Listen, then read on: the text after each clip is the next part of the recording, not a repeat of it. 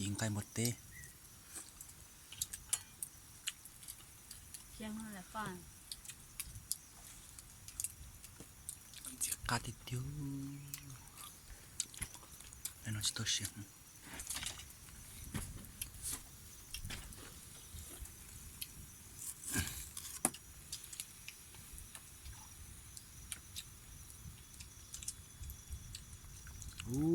ตามบุตรเต้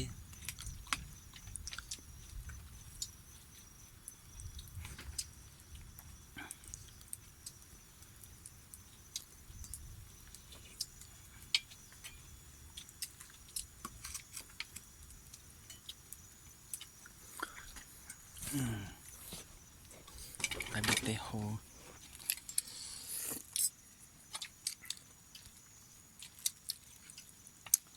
กวนเชี่ยชีสโล